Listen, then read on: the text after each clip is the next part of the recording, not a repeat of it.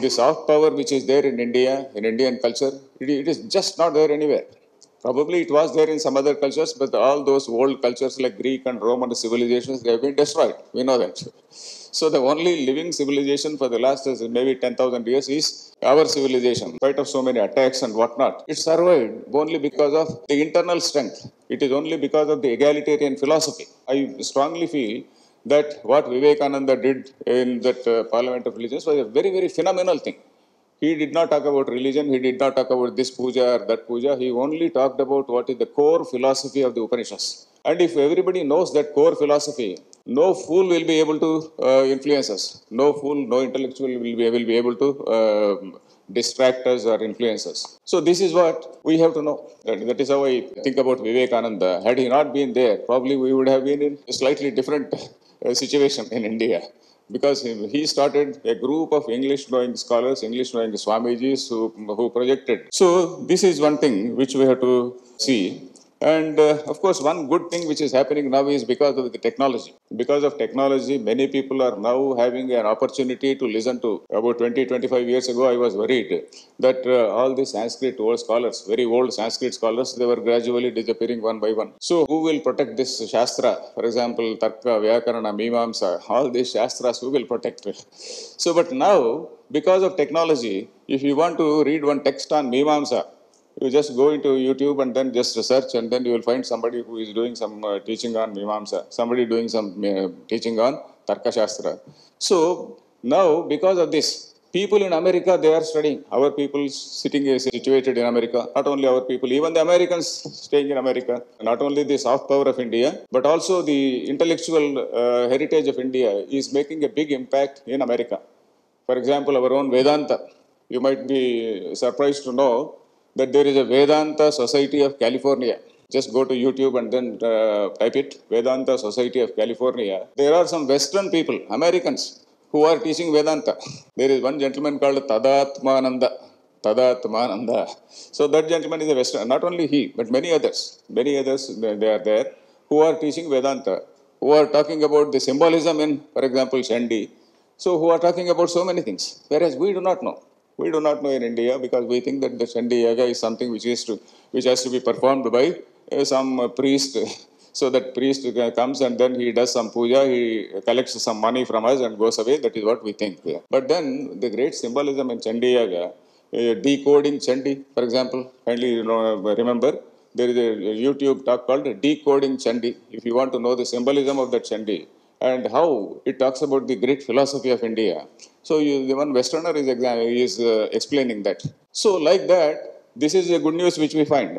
There are so many people because of technology, because of our English knowing Swamijis who have gone all over the world and then who have been teaching the core Vedanta. So this is the core strength of our culture. So this is what we have to see, and we should try to know also. That is the reason why I was requesting you kindly devote some time to know some Sanskrit, not only Sanskrit, our own language. In fact, Telugu also, how Telugu has been enriched. Telugu, in fact, we have got very great writers in Telugu. So this is what we have to know. And I am confident there are very many positive signs, SIGNS. There are so many positive signs that our culture is, though it is facing many threats, it is also having a lot of core strength. And that core strength has to be recognized by more and more people, has to be realized and understood by more and more people. Then, if a student or if our own daughter knows what exactly is our core strength, she will not make any mistake in her life. So it is because we do not know our own core strength and we have never taught to our own children. So they sometimes go astray. So this is what happens. So at least as parents, as good teachers, and then people who want the integrity of the country, integrity how? Our country will remain united only as long as the Bharatiya Samskruti, as she called it, as long as Bharatiya Samskruti remains strong. When Bharatiya Samskruti is demoralized, when we forget about the core the philosophy, then probably Bharatiya, the Indian society, the state of India also, probably it will also balkanize. We do not know, but I don't think it will happen because nowadays, now We are also using the word called renaissance. There is a sort of culture, if not great renaissance, some amount of awareness, some amount of some enthusiasm has come among the people who are nationalistic in spirit. And because of technology, we are also having a lot of opportunity to know things. So I request all of you, another sloka also I want to say about Vedanta. There is one sloka. All other shastras, they are like the jackals. Jambuka is a jackal. They are like the jackals which are crying in wilderness. They are shouting, making noise in wilderness. But once the lion called Vedanta roars, then all the fellows keep quiet. So that the sloka is like this: Tavad garjanti shastrani Jambuka vipine yatha. Jambuka means the jackals. They make all noises in the forest. Na garjeti jataspota yavat Vedanta Kesari. This Vedanta Kesari, this lion called Vedanta, this lion called this Upanishadic teaching.